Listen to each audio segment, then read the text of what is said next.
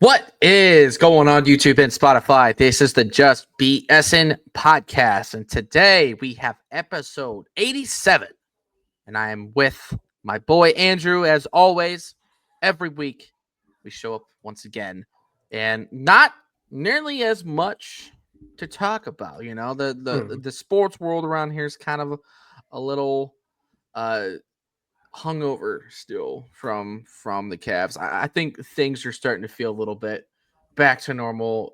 You're Yeah. seeing the continuation of the playoffs so far, and it's clear that the Cavs are not ready for that. But that is besides the point. We actually have some baseball news, some Guardians talk for the first time in quite a bit, Yeah. and as we know, Andrew loves his Guardians. He's always at the games. He's always doing the ballpark pass. He's there literally almost every home game. So, Andrew, how are we feeling now that we got some guards to talk about and some not so sad shit to always discuss when it comes to either the Cavs or the Browns right now? Honestly, it feels great to have some positives going on. No, dude, I'm excited to actually talk about Guardians for the first time in a while. Like you said, I'm pretty much at every home game that I can be if I can get there. Right. Obviously, you're more than welcome to join me because I always have an extra ticket as well. Oh, yeah. So if my girlfriend doesn't go, then I always got a free ticket. So you're always more than welcome to drive up here and join me and hang out. So you can just keep that in mind if you ever want to go watch a baseball game. For sure. And if I mean at the very least, I'll at least take the lady up with me, Yeah, and we can just do a I could. a Yeah, day up there. just buy a Be dope. $20 district Yeah, ticket or whatever, and you yeah, could just take her free beer and yeah. enjoy that, and we can enjoy a Well, baseball game. well, she does. Well, she doesn't drink, so that's that too. So I won't have to worry about that. And honestly, I don't know if I would even drink over there because drinking at games is the most overrated crap ever because it's so damn expensive to get a beer at any game, and it's almost worthless. Yeah, I usually just stick to a Sprite and just kind of call Yeah, it a yeah, day. literally, dude. The freaking the cups you get, Yeah, the stadium cups that you you get get, to like yeah yeah, and you get free refills all the time. Like yeah, I even you have my just get cup. to take them home. Yeah, I have my cup from last year. I just take it with me to the games, and I don't even pay. I just go to the thing, fill it up, and you're good. So I don't even That's pay for a awesome. drink. That's fucking funny. I mean, they really don't lose a lot of money doing that anyway. Like No. they actually make so much money having to sell drinks like that because they'll sell. You're paying for the cup. You're not really paying Hmm. for the drink. The drink itself only probably costs like them maybe like 10 cents to fill Yeah. up. It's so astronomically crazy how much money they can make off of a souvenir cup drink for $15. That's absurd. Yeah. Absolutely absurd. And I from what I've heard from someone is that there's multiple stadiums that actually force you to pay for the refills too. That's wild. And it's wild. I think the Cavs actually just started doing that too as of late. Because I went there and I got the souvenir cup or whatever, and I think they started like they're like, oh, you want a refill, you got to charge you, and it's like, well, at that point, I might as well just get a beer because I'm Right. paying. Oh, if I'm paying an extra $7 for another drink, like I might as well just get a $14 beer at that rate and just That's savor wild. that and drink that. Like it makes no sense. Well, you know what? We are gonna be a second apron team, so maybe Dan Gilbert was just like, "Hey, yo, start charging them. I gotta Yeah, pay. I I gotta gotta. pay for this fucking team somehow." Yeah, Excuse my French. But yeah, um, we obviously again are getting into some guards talk, and they were just on a 5 game skid. They just won like literally like 10 minutes ago, so they have officially gotten back into the winning column. We lost the first game that we were playing against the Twins. Played the second game of the doubleheader just now, and are they playing a third today or no? Like I don't know how they're doing this. 'Cause um, they've had so many weather post pop up moments. It's been insane. I don't know if they're playing a third today.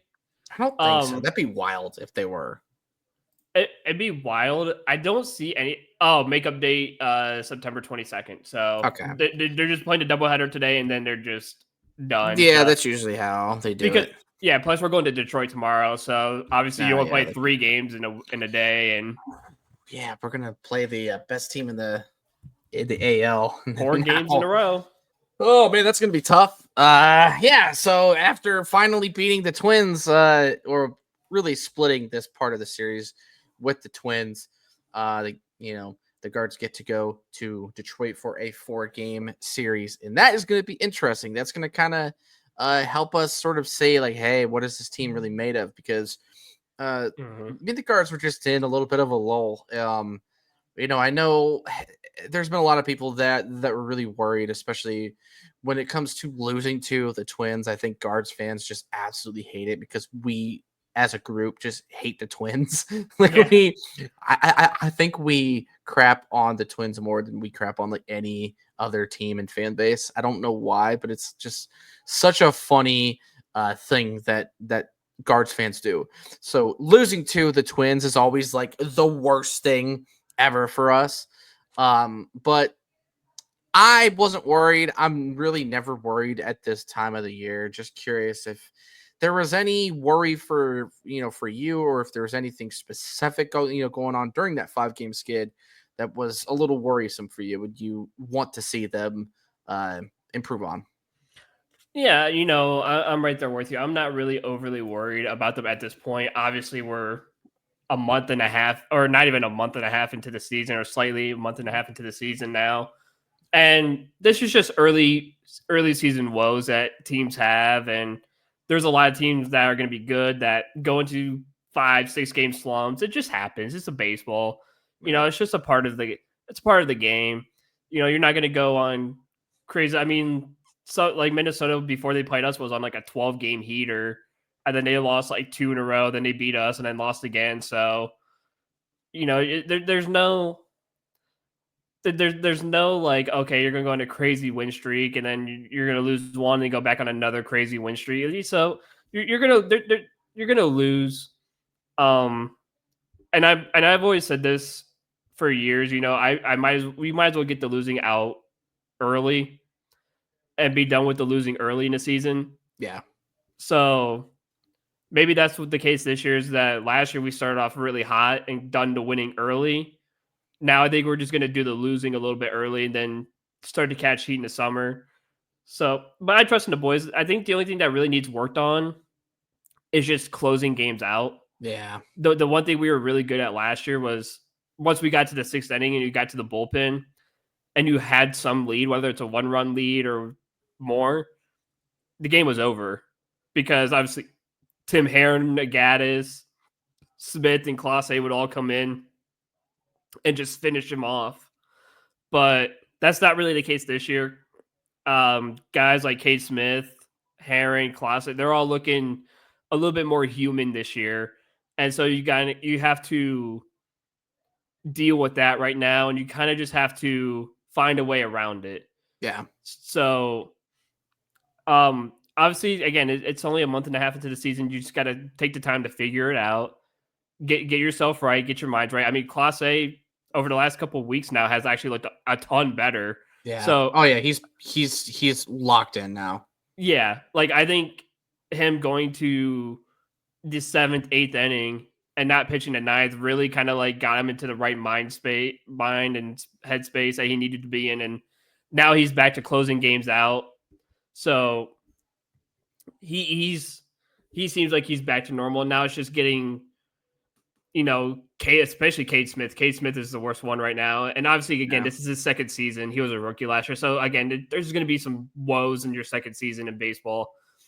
It's just things that he's got to figure out as a young kid, as a young rookie or a second-year player. Tim Herron looks phenomenal still. Gaddis still looks really, really good. Because they both came in and they both shut out their innings and got a couple of strikeouts. So they both look really good as of late. Right. At this point of the 4 horsemen, it's just Cade Smith that's just kind of been blowing games a little bit, because there's a couple games where you did have a lead and Cade Smith would come in there and he actually blew the lead. So,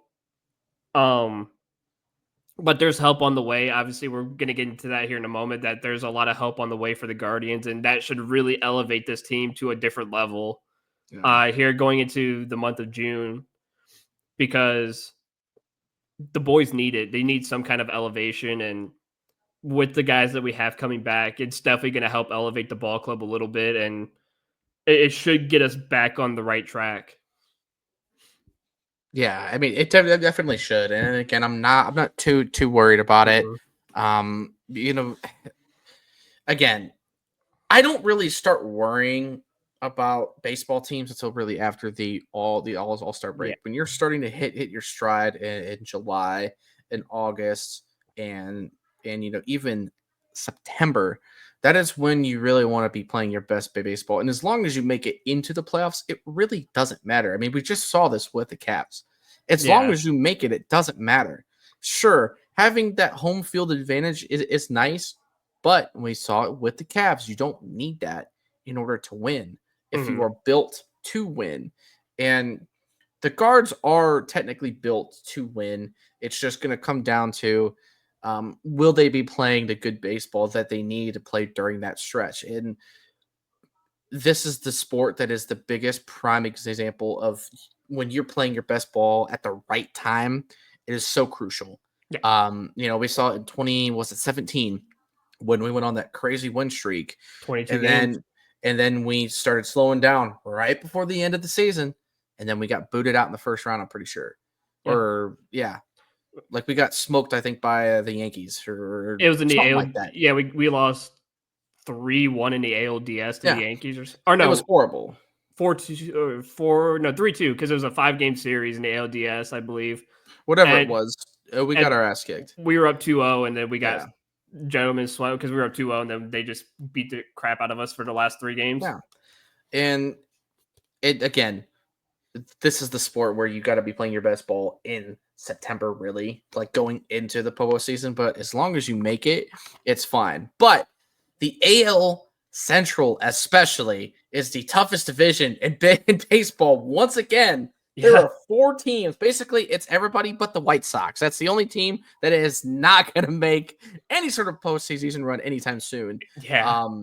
But everybody else is in the running. Us, Detroit's the best team in the league right now, in my opinion. Yep. Guards, the Royals are always going to be solid. The Twins are doing just enough to stay afloat. I don't think they're going to last forever, but I think, at least right now, they're still in the running. But we are only two and a half months into the season, if that. Like, you can't freak out 45 games into the season. You just can't. The guards do have some things to sort of tinker with, but we've been saying this since the beginning. You're still waiting on certain guys to come back. Shane Bieber still not back. He's coming back, but he's still having to work through his stuff. David Fry finally getting some work. Lane is getting back into it. He's going to be up soon. Even DeLautner is getting back into the fielding, which I did not expect him to get back really so soon. So that's a good sign. Saccone just started to pitch. What was it, last weekend? Against the Pitch Reds, yeah. pitched pretty solid. I mean, I know we lost, but he himself played a really solid game. Yeah. So the Guardians are going to get healthier, and they're going to start getting healthier at the right time. The only thing that does suck is the Bazana news that we heard or earlier. Luckily, it's only a strain, but he does have an oblique strain, which is honestly the tougher part because everything you're doing in baseball surrounds your core, swinging, throwing, everything about this game. You have to have your core be nice and strong. And so to have that strain is going to suck, but he's going to be out 2 months and he could try to work his way back. I doubt the guards will try to rush him back unless he is flying through his stuff and he is back on it and looks totally fine. Then maybe they will. But obviously, Rocchio is down in the minors again. Arias is starting to slow down as well. He's sort of coming back down to earth a little bit. Not hitting as as insane as he was, but he's still fielding well enough to continue being the shortstop. Yeah. And Schneeman has been obviously on a mega tear. So he's really playing a lot of the base there at second, but you're also getting I think Mark Martinez has played a little bit of second as well. Guys are able to still play. I just think the next guy that's probably going to be going down is Noel, just because I think he needs everyday at bats. He's struggling to see the plate very well right now. But again, that's why you're going to have guys like Fry and Lane coming up really soon, and it just comes at a good time. So all in all, I'm not like freaking out about the guards, and I know a lot of fans are. I think Guardians fans are some of the most obnoxious fans on social media. Period. Besides Ohio, Ohio State fans, that's about the most dramatic fan base I think you can think of. But Guardians are a close second to me. I don't know how you feel about that, but yeah, I'm not overly worried about that right now. Yeah, and I don't think it's the time to be worried. I know a lot of people are hitting the panic button already. We all know who those people are. But you can't panic right now. Like you said, you got David Fry, who just played in Akron last night, had a single and a sack fly for an RBI. And then you had Lane Thomas with a home run today, and I think he had a home run the other night as well. So he's getting back into the swing of things.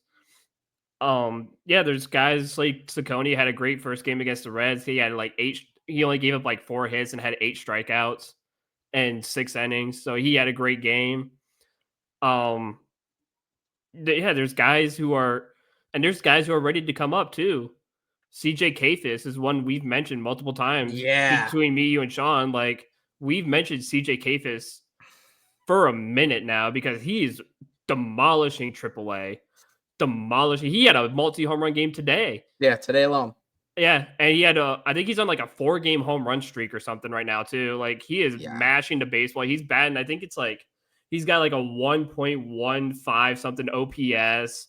He's got like a 360 batting average. Like, this dude is absolutely raking in Columbus right now. And I already know you have 2 first basemen, but I think he can also play a little bit of outfield, if I remember correctly. I think which is fine if that's how you're going to replace Noel. Yeah, that's like if you want to try him out before Lane Thomas gets up, or hell, you can bring both up at the same time and have drop Will Wilson back down to Columbus and give center field rights back to Lane Thomas, or you can have Lane Thomas, at least if he's not healthy yet, give him some DH opportunities. Maybe put CJ Kafis out there in right field and keep Nolan Jones out in center. Let him get some at bats and work in just to see if he can play at the major league level.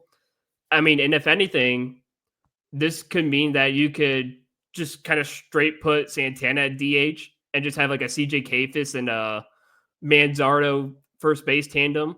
Yeah. And just allow the 40-year-old to kind of just rest and just kind of chill. And be the kind of like the everyday DH kind of guy, and give him a night off and And that's the thing too, is once Fry comes back, he's gonna be only a DDH. He's not gonna be able to play in the field. So that's the thing that and even then I don't even know if they'll really do that. But it does clog up that that room. Especially with it, you can't afford to get rid of Manzardo at any stretch at all. No. He's basically been our DH because I mean they're gonna keep playing Santana. He's hit back-to-back home runs today alone. He's already drawn 22 walks on the season. Yeah. I mean, it's so hilarious. Like, Santana has never been a like dynamite, like crazy player, but he's always been consistent. Like you're gonna get a good like 250 plus average. His on base is gonna be well, and he draws a shit ton of walks because he is very smart at the plate. Like it's literally what you're going to get every time out of Santana. Yeah, and you can't get rid of that either because this like him and Quan are guaranteed guys at the plate who are going to get on base no matter what.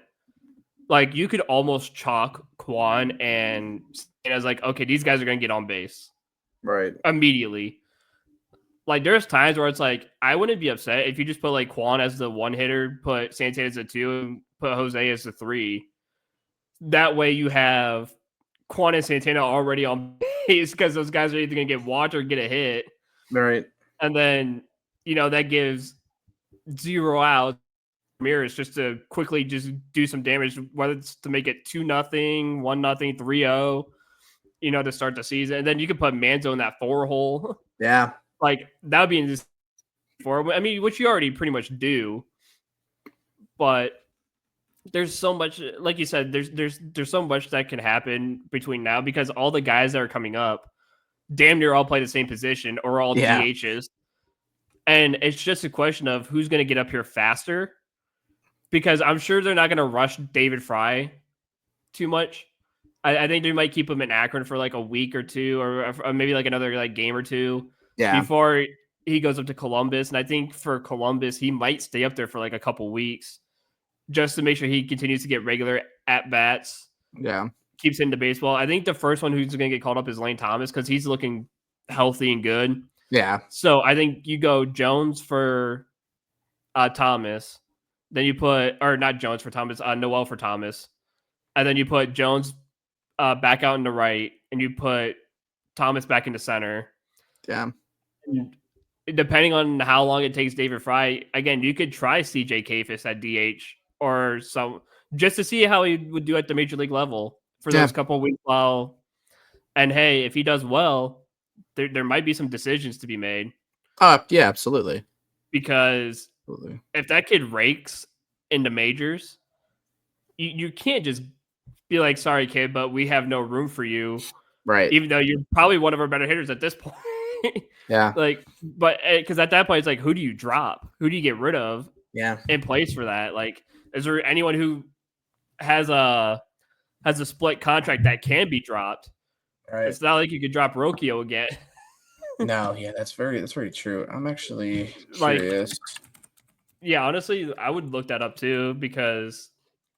Well, I just want to see what his overall positions are, like what else he can play. So obviously, I mean, he is a first base, baseman, but I thought I saw outfield too next to him, like a first base / OF outfield. Because if you could play outfield, then you could probably slow down on Nolan Jones a little bit too. All right. If you need to. I don't really see it here. I'll have to keep looking. But yeah, I mean, he's 23 years old. I mean, listen, when you have a guy that is playing that well in the minors like that, you have to at least give him enough of a spot to be able. Okay, yeah, you were right. For for first base and an outfield. So yeah, I mean he can do both. Even if you're putting him at right, then that's fine. I mean, but it's just like 364 batting average, 455 on base percentage, and a 1076 OPS. Yeah, I mean it's insane.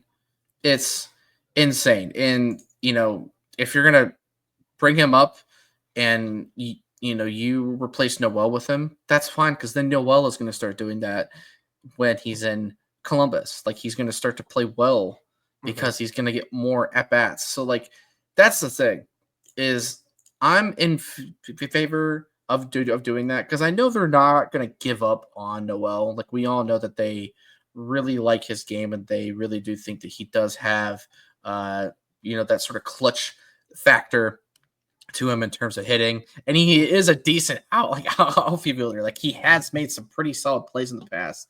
Yeah. He's just not able to get enough work, and at the plate, and that's not really his fault. But it just sucks because every time he does get his chance, he's striking out.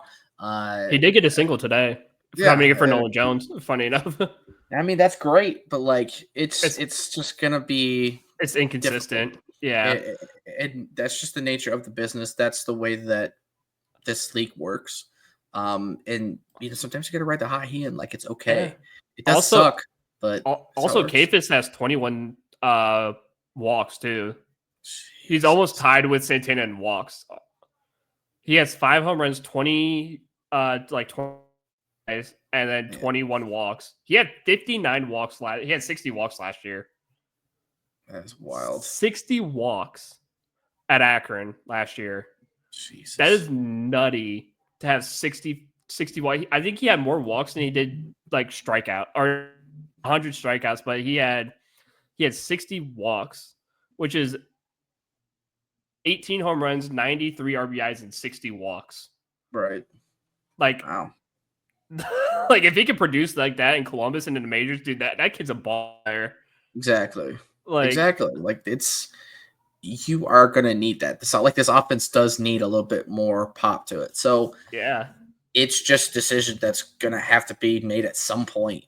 And I am also kind of curious what and if the guards would do near the trade deadline, because if that first base pool does get a little thick, like do the guards make a move to get rid of one? Oh, of those guys. Not really saying that I want that to happen, but it's something that could happen. Or if they move on from one of these outfielders that they don't need, and then they get cash considerations, or they get another guy to pitch, whatever. Like the guards aren't probably going to do a whole lot because they never do. But I am curious what their ideas are going to be like for that time period, because the window it's not like it's going to get any wider for much longer. Like I think the guards have a solid another 2 or 3 year window with this team, especially considering Ramirez is not getting any younger. So you gotta try to take control of what you have with him, because he's still playing great ball too. Yeah. So I am curious to see what they try to do at that time. But one other thing that I did want to try to squeeze in here before we move on to other topics is the Stephen Kwan extension sort of talk.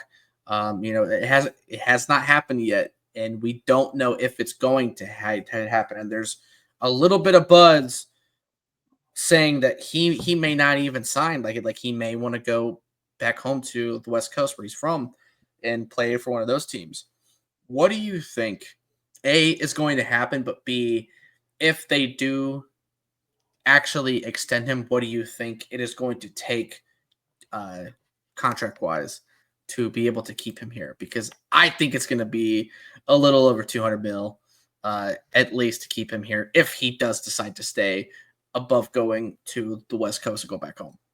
So funny enough, me and Sean talked about this when we went to the Guardians game last week together, and he was saying he's probably going to command around 20 mil a year, Okay, which is around, I think it's like 110 mil a contract. So I think that's a fair value for Kwan.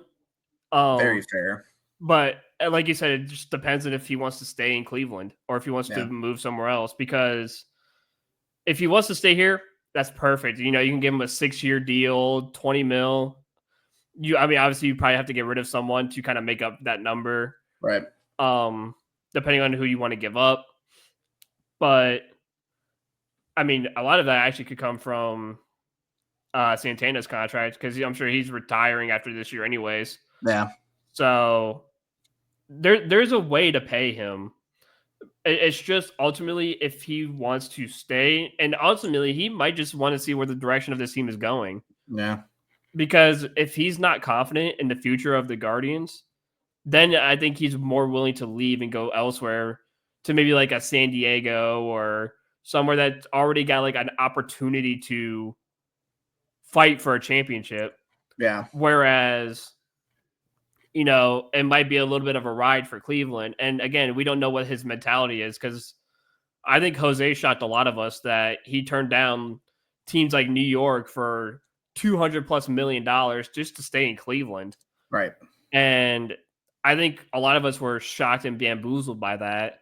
that he wanted just to stay here. And, you kind of hope that Kwon has that kind of the same mentality of, listen, I'm just here to play baseball. Like, I don't care where I'm at. Like, I just want to play baseball and just have a good time. And, I don't know how much he likes Cleveland. I don't know how much he truly wants to be here, but if he likes it here, then hey, man, he rose through the ranks in the Cleveland system.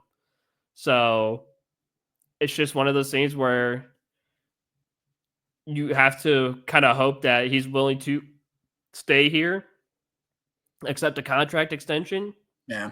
and continue to ride it out. And Jose, I can't Cleveland's always going to be, I wouldn't say a contending team, but they're always going to be a team that is going to always be towards the top of the AL Central. Yeah. And fight for the playoffs no matter what. Because we've won the AL Central in the last decade, 7 times.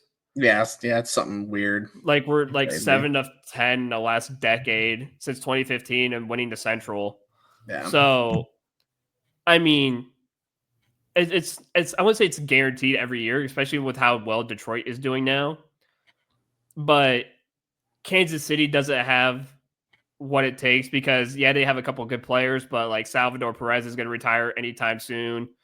They don't have the pitching staff to kind of get it done. Yeah. Same with the Twins. They're just injured every year. They have a good team. They're just injured every single year and can never just amount to the success that they've been trying to get to.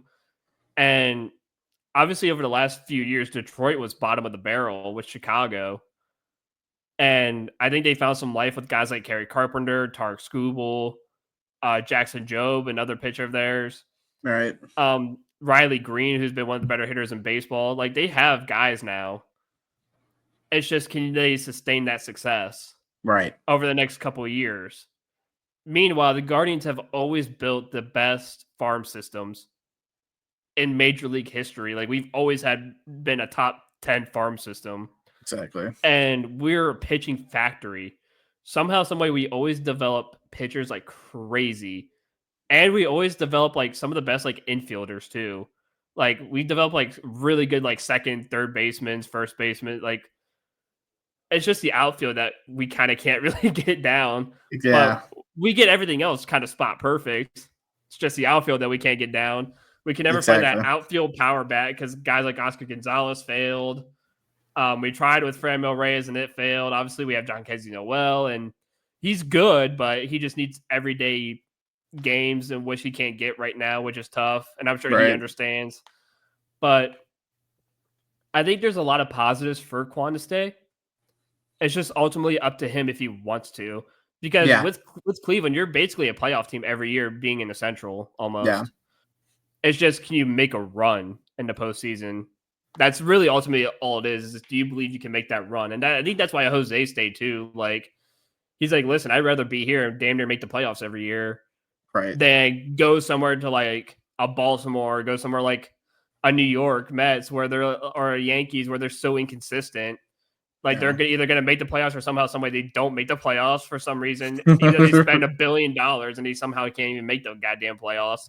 Yeah. But, it's just one of those things where, do you just trust the system? And do you trust the organization to make the right moves? Because I know, again, somehow, some way, Detroit and Cleveland, with the bottom of the barrel payments that we make to our players, somehow produce. I mean, we have $100 million payroll this year, and I think Detroit's only at 140. And those are the two lowest, and which is bizarre to me. Besides, I think Miami's the lowest is Miami. Which you'd think they would have some kind of money because Miami's a big market. So you'd think they would have money, but I think their owner just sucks. Sucks worse than the Dolans, actually. So at least we're not down that route. Yeah, right. Yeah, that's true. And listen, we're still very much a competitive team. Absolutely. So, and the Guardians do have a lot of guys that they have a good clubhouse. Everybody in there. Everybody seems like they get along and everybody enjoys playing for each other. So I don't think it's necessarily going to be a sort of team Mm-mm. sort of thing. It's good for me. I think it's going to come down for him is whether or not he just wants to stay here or go back home, because that is a thing that I think people often do forget about the whole humility side of things. We're like, hey man, if you have a chance to go back home and play for an area that you grew up in and be around family, it is very enticing for these players. And if he goes out there, he's going to get the money anyway, probably Oh, more than the absolutely. guards would be willing to pay because of the guards, past. But hey, you know, as long as the guards try, like they legitimately give him a good shot in a good like contract extension to where even if he declines, it's at least like, okay, at least they did. Like at least they were willing to pay that money. Then if he goes, I understand. And it's a lot it's definitely a lot easier to sort of take on the chin in that case. Mhm. So, you know, we'll see how it unfolds. I wouldn't be surprised if it takes till the end of the season to get to that point. But only time will tell. But I did want to try to transition a little bit to just a little bit of Cavs and a little bit of Browns talk, which the Browns talk really isn't even really Browns related. It's more stadium news related. But the fun now part of the Cavs end of the season is the rumor wheels. They're already churning. It hasn't even been more than 2 weeks since we have been eliminated from the playoffs. And there are already media heads that are hypothetically throwing out potential trades that the Cavs should or could make. And the one big one that was even going around during the NBA draft combine, which is actually a thing. Like the NBA really does also do a draft combine and stuff. It's just not as big of a literal like national holiday as the NFL's is, which just tells you how much more elite the NFL is as a league than the other two or three bigger ones. But the topic of conversation was, would you trade Evan Mobley for Giannis straight up? And before I answer, I want to let you answer this first because I have a lot of opinions on this. But yeah, go ahead and shoot your shot because this has been a topic conversation all freaking week and it's pissing me off. Yeah. No, I would not do a straight up trade for Giannis and Mobley, because the thing is that Mobley is going to get better every year.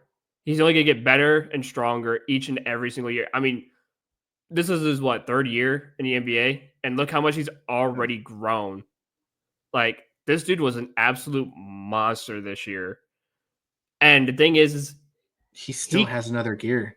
yeah, he has another gear. He can get to that Giannis level. He has another gear in him. And the thing is, and the reason I wouldn't do it is because Mobley's 23 years old, Yeah.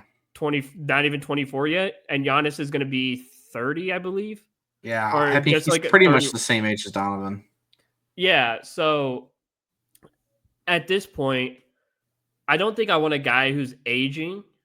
I want to keep the younger guy who's only going to get better and eventually become that in the next couple of years, anyways. Right. So why would you spend hundreds of millions of dollars and giving up multiple picks and Evan Mobley just to get a guy who's going to spend maybe 3-4 years with the team before maybe calling it quits, when you could have a guy for over around a decade or more who's going to just be almost the exact same player? Like, I'd rather keep that guy, and it might even be cheaper to keep said player. So I'm not saying he's the next Giannis Antetokounmpo, but I'm saying that he can get close to it.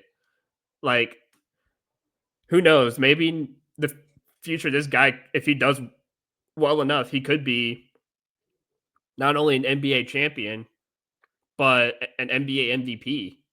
He already won Defensive Player of the Year, Yeah. and he's got he's got a whole nother gear in him, which is probably all-star game every year now, and like this guy is going to be one of the best in the league for the long run. So to be honest, I really would not do it straight up at all. I wouldn't even bother with it. Like, would Giannis be fun to have? Sure, but I wouldn't give up Mobley for it. Maybe if it was like a Garland Allen type of deal, Yeah. then I would say go for it. But I would not. Mobley's too like there's two people on this team that are untouchable, and that's Mitchell and Mobley. Those are the only two people on this team that are untouchable. Like they do not Absolutely. go anywhere. Like those are the two guys you keep 1,000,000%. I mean, I would even throw out and say a third guy that you would definitely keep is Hunter. Like, Yeah. you don't have a reason at all to get rid of him. He should be a definite focal point in what the future of this team is. Yeah. But yeah, here's my thing. First of all, I'm not doing that trade either. 1,000% not doing it. I know Giannis is amazing, and I know that even if you would do that trade, he would probably exceed your chances of actually going to the finals by a landslide. But Mobley does have this next gear that he is getting ready to get into, and only going to be 24 next year. He is a guy that can average that sort of 25 plus a night, but the Cavs have to be willing to give him the shots. Yeah. So, my thing is, if you are going to make a choice like that or a trade of some sort, I do think it's got to center Allen. Yeah. Allen has just proven, like, as likable of a player as he is great in the regular season, but when he comes into the playoffs, he shrinks. He Mhm. shrinks, and he plays like he's 6'1". I've never seen a guy his size get out rebounded as much as he does. And you know that Mobley can just be the 5 at any point now. And you can start Hunter at the 4 if you really want to go a little bit smaller ball. You know, I'm just not willing to do that trade as enticing as it is. I know Giannis is great, but Mobley is the future of the NBA, and I just can't do it, man. Mobley isn't untouchable for me, and it's just not really in the cards. But I don't necessarily think the Cavs are just going to stay put, and I know that they do have that ability. And from what it sounds like, Dan Gilbert is very much on board with, hey, if I have to pay all of this money to be a second apron team, he's going to do it. But to most Cavs fans, that's not shocking. Like, Dan Gilbert has never been afraid to throw money out of the window. He did it when LeBron came back. He paid for J.R. Smith. He paid Tristan Thompson so much more money than he was worth. He paid him on. He paid all of those guys. So Dan Gilbert's not afraid to throw money out the window. He doesn't care. He just wants the team to compete. He genuinely cares about the team being great. And I do think, though, and you can look back and say, like, oh, well, OKC still kept their core. And I was like, yeah, sure, they did. But it's not like they didn't not make moves. They got rid of Josh Giddey, but got Alex Caruso, who has done a much better job for them than Josh Giddey ever could. And it benefited both parties. Josh Giddey is now a solid contributor to the Bulls. And Alex Caruso is a solid backup to Shai, who is still going to get 35 plus minutes a game anyway. He was just named MVP. So the point is moves can be made. And I do want to point out during the press conference that Kobe Altman had this week, he did not mention Jared Allen a whole lot like he did Mobley and Garland and Donovan, saying that he believes that these guys have sort of that, that next step. Like he was saying that Garland needs to put on a little bit more weight and get stronger, like Steph Curry had to, earlier on in his career. Donovan still has another step to take, and he knows that Mobley is going to explode in having a full offseason with Kenny. Atkinson, I think, is going to do him extraordinary wonders because the Cavs are going to be like, listen, if he's not getting 15 plus shots a game, we are fucking up. We are messing up, and we cannot do that to ourselves. When he shoots over 13 field goals a game, we usually win those. He needs to be the focal point, and it's up to guys like Garland and Donovan to feed him and play off of him, because you're going to get yours regardless. Like, that's just how the NBA works. But if you can make Mobley the focal point every single night, like he should have been against the Pacers from the start, because he was bullying the Pacers when he got the opportunities. Every single time he got the opportunity to do it, he bullied guys. He's going to take that next level. But if that means getting rid of Jared Allen, so be it. Yeah. So be it. And it may take a 3-team trade to do it. That's fine. That is fine.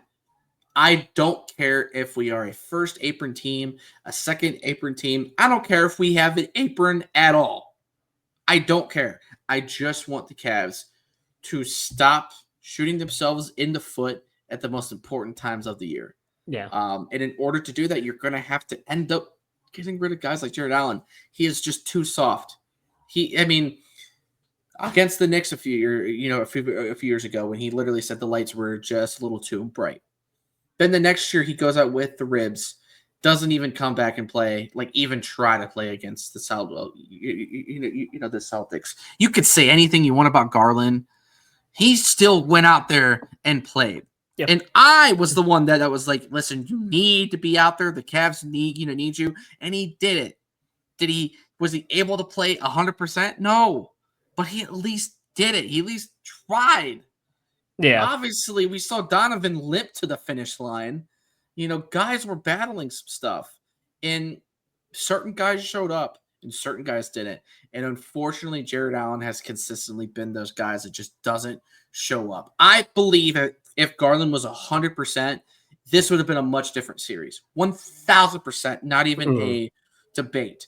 If Garland was 100%, he's able to beat certain guys off the ball, drive to the rack, hit more shots, and be able to use his flashiness to his advantage. So it's one of those things that, again, I just think Jared Allen is the odd man out. I said that last year. And I said kind of the same thing about Garland, but Garland proved me wrong. Jared Allen, he's not proven anybody wrong. He is who he is, and I don't think he's ever going to get above that. Yeah, and there's a guy I wish we could get, but I don't think is reasonable to get. And that guy, I think, would excel in the Cavs team. And that guy is Domantas Sabonis. That guy is number one, he's a walking triple-double. And me and a buddy of mine were talking about it. He's a guy that gets like low-key triple-doubles. Like, nobody talks about Sabonis at all. Right. Like he's never mentioned ever. But yeah, he drops 30 points, 20 rebounds, 10 assists. And it's like, wait a second, this guy's balling.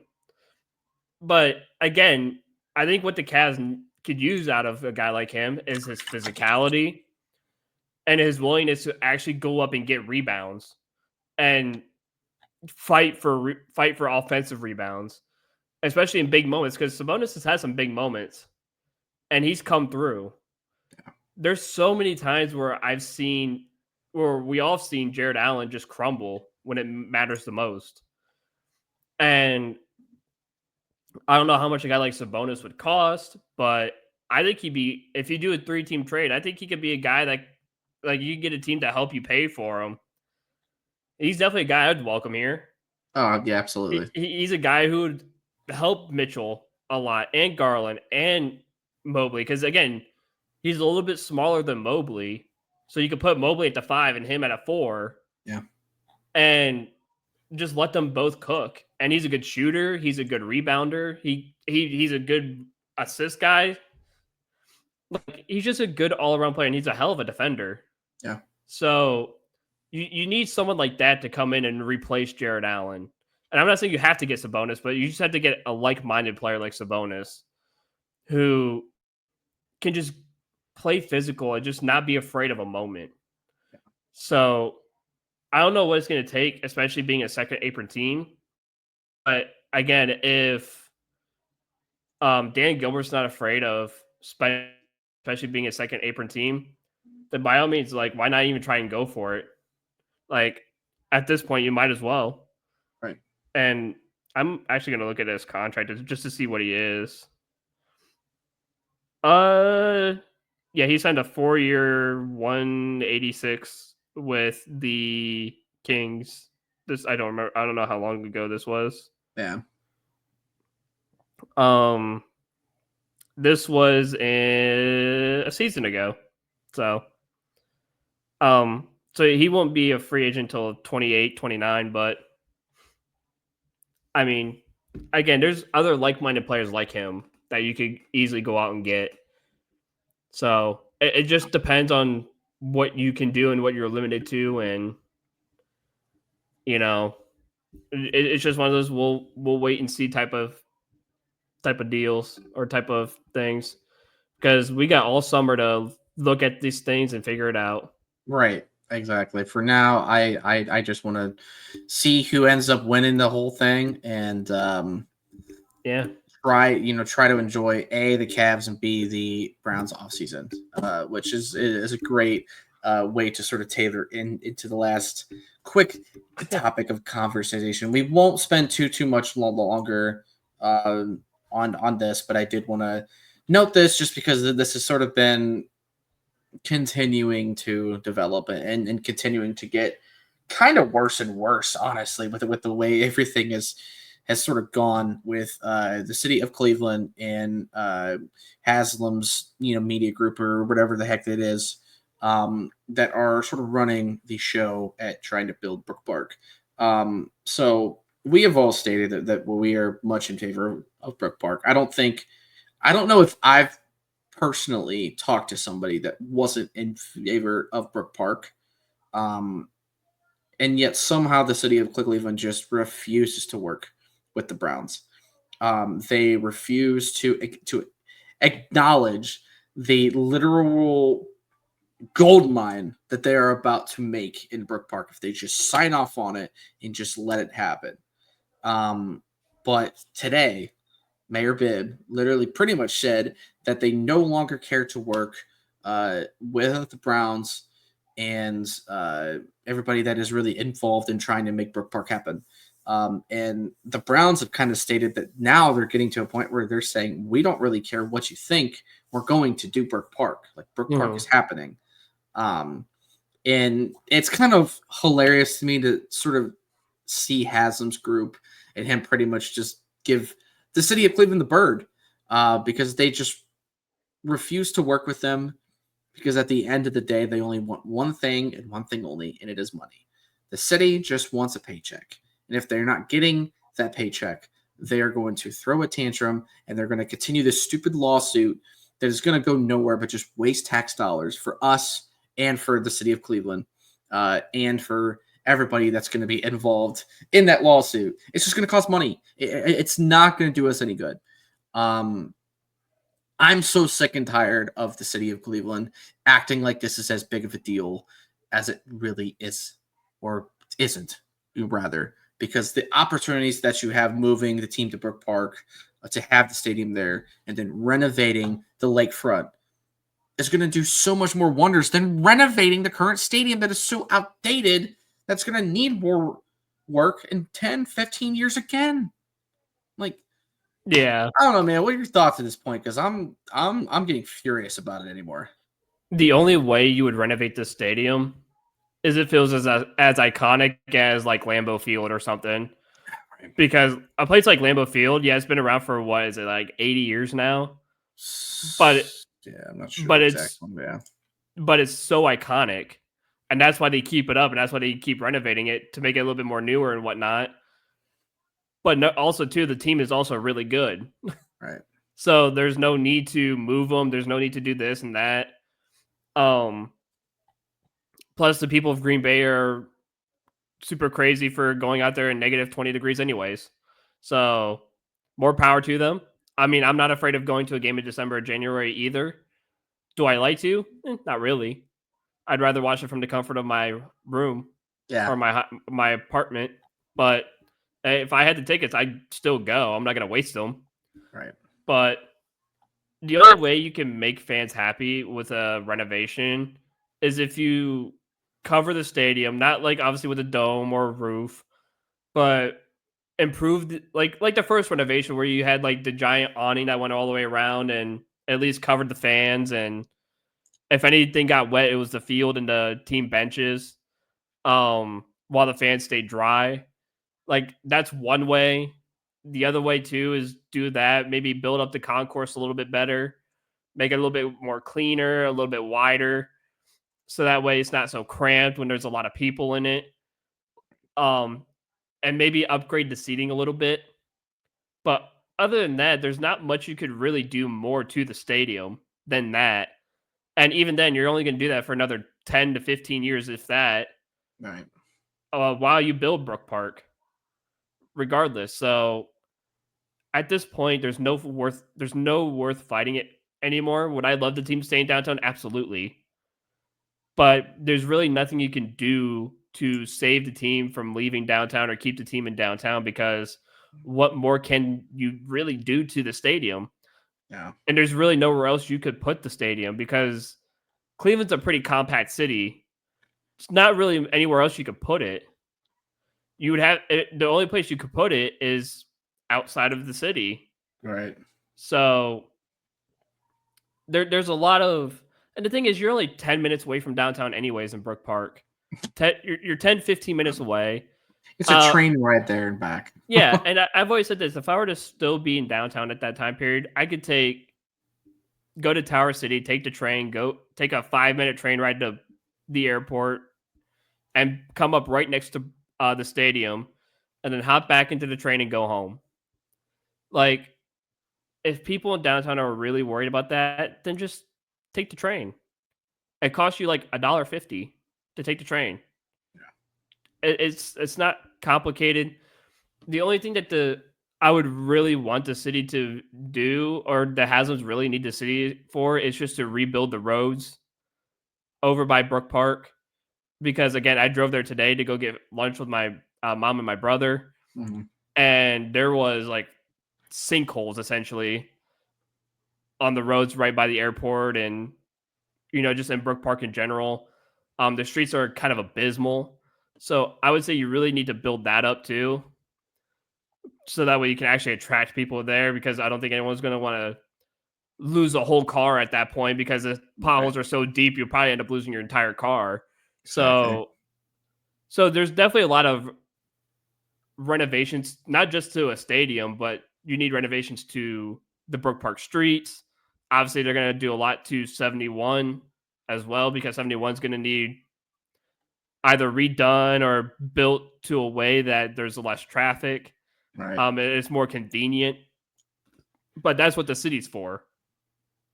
So if I'm the Haslam's, like, listen, if you could do me a solid and rebuild these roads and do these constructions and whatnot, I'll take care of the stadium myself. All right. And that's really all you got to do. Just take care of the stadium yourself. Let the city rebuild around it, in the highway and whatnot. And I think all is well. Like, I get it. You want the team downtown, but there's just nothing to keep it here. No. There's no renovations you can make that'll make it last longer. There's no way to put a dome anywhere in downtown unless you tear down an area to where you can build it, which there's really not much of an area to do so. You're just wasting your time trying to fight this thing. And yeah, they are. You just got to let it happen. The people will be happier. You still get people coming downtown because, again, it's a 10 to 15-minute drive. So you still get people downtown to party and drink and hang out. You could redo the lakefront to where you could put a hotel, more apartments, maybe another casino, or move the casino there and Yeah. and put something else where the casino is now. Like, there's so much you can do to the lakefront, especially now that you're going to have Burke Airport as well. So Endless possibilities is the point. Like there's endless possibilities, man. there's going to be more business, and you still have the Cavs and Guardians in downtown, and you're going to build a brand new soccer stadium right across from the Guardian Stadium. Yeah. So you're going to have a third stadium. It's going to be a soccer stadium, and people in Cleveland will probably be willing to go watch soccer. Yeah. So, and that's going to be right there in downtown. So you still have things going for you. It's not the end of the world, and you just got to let the move happen at this point. Yeah. That's my going of it. Yeah, I mean, I don't really have too much more to say. Otherwise, I'll rant forever. But yeah, the city of Cleveland is just very unserious about the actual goals that they need to have, the right mindset that they need to have for the city of Cleveland, and the amount of money, the amount of dollars that you were going to bring into the city, in and into the county by doing Brook Park. You give yourself the ability to have year-round events constantly. You can have the Olympics, you can have the World Cup, you can have tons of major esports events and stuff. Like, you can do so much stuff here when you do Brook Park. It's wild that they are trying to sort of feed these lies and say, oh, well, the human taxpayers are the ones that are going to pay. No matter what we do, we're going to have to pay in some way in tax dollars. Like, it's just how politics work. Shut up and quit acting like we don't know. Again, they're the most unserious group, the most unserious leadership ever, especially considering how much crap the city of Cleveland itself, like downtown, needs. Okay? The Browns have been more than willing to be a part of this community for years. And I just hope that the city doesn't totally screw this up and makes the Browns move out altogether. Now, do I think that's going to happen? No. I do think Haslam wants to keep the team here. But he has all of the power in the world after, 2028 or 2029, when that contract finally ends with them, and they can say, hey, see ya. If you guys don't want to work with us, fine. I'm not going to do this. I'm either going to sell this team or I'm going to move it. And it's just a reality. It's so stupid. We have to have this conversation. It really is. And the only way you could have a dome, really, is if you tear down the old stadium and rebuild on top of it. That's pretty much the only way you could have a dome in downtown. Which still wouldn't do too much. Which still wouldn't do a whole lot. You would have to move the team to what? Probably the nearest place you can go, which is probably Columbus, to play at maybe at OSU. Or unless you pull the Raiders and you play at Guardian State at Progressive. Yeah. Which I don't see how you would do that. Is plus 2, you're only going to have 30K seats to fill. Yeah. So it's just not a whole lot going on. But before we also check out, we also have to check out our sponsors since we missed it last week. We got to do it this week. Check out our sponsors, Effortless Wins, for sports betting advice and plays to boost your wins. Go and talk to Tony or Greg. We're going to put the links to the Discord and description or in the comment section below. And then we'll put it in the description on Spotify. So that way, if you guys want to go and check it out, try it out, the link is there. Go talk to Greg or Tony. They'll be happy to assist you and help you guys out. Those guys know what they're doing. They kill it over there. I think Greg just actually retired at 31 and is doing it full time. So, hey, it tells you that paints a story for you. So he's able to retire at 31 to do this thing. So can you. So go and check them out. They're killing it over there. So give them a good old look at. Faux show. All right, guys. Well, hopefully we will see y'all next week with some more positive news, some more positive things to discuss. Obviously more guards, and then we'll see if anybody else does anything Besides that, we could talk some playoffs and stuff. Mhm. If it starts getting spicy. But other than that, pretty much all I got for us today. I hope you all have a great weekend. And as always, we'll see you next time.